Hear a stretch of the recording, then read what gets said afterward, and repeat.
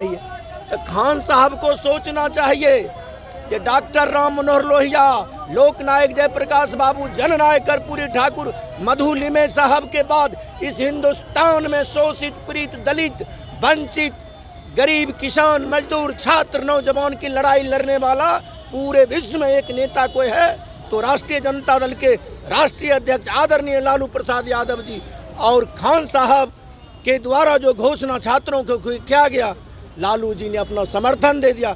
वो तो कायरता का परिचय दिए भागे, लेकिन इसमें भी हमें पटना के सबसे बड़े प्राइवेट टीचर के रूप में से हैं और उन पर भी एफआईआर हुआ।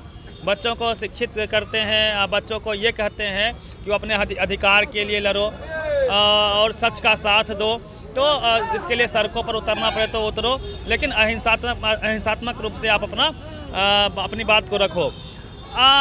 खान सर आज के डेट में विद्यार्थियों से कह रहे हैं कि आप सड़कों पे नहीं उतरिए। खान सर के बारे में आपका क्या राय है?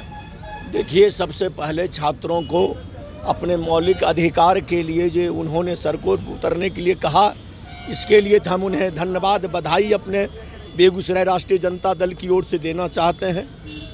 और उनको इस बात को सोचना चाहिए, वो हमारे भारत की संस्कृति, भारत के इतिहास के विषय में उनको ज्ञान नहीं है, इसलिए आज वो गायब नज़र आ रहे हैं। उनको सोचना चाहिए, जब महाभारत युद्ध आरंभ हुआ था तो पांडव और कौरव पक्ष में युद्ध छिड़ने वाला था।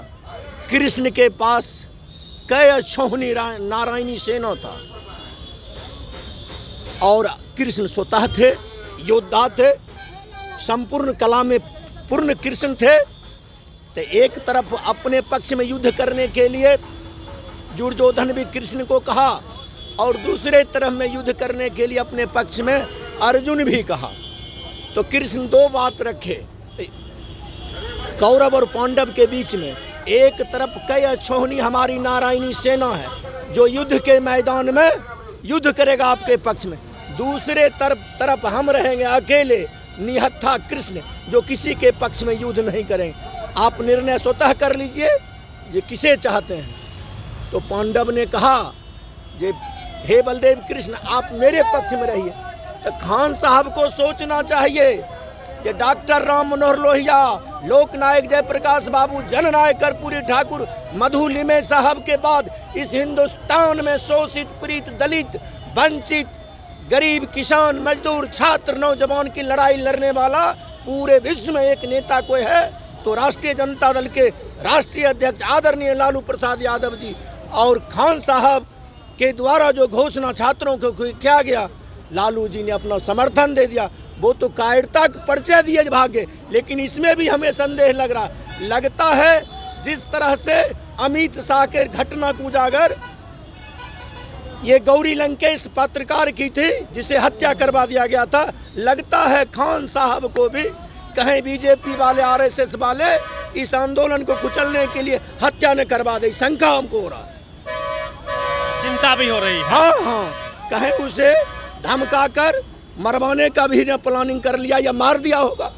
ये तो आंदोलनकारी, तो मैंने पहले कहा, आंदोलनकारी को ये नरेंद्र मोदी, आरएसएस, नीतीश कुमार जी कभी खालिस्तानी, कभी पाकिस्तानी, कभी आतंकवादी कहते हैं। तो खान साहब को हो सकता है उसी श्रेणी में लेकर के हत्या न कर दे।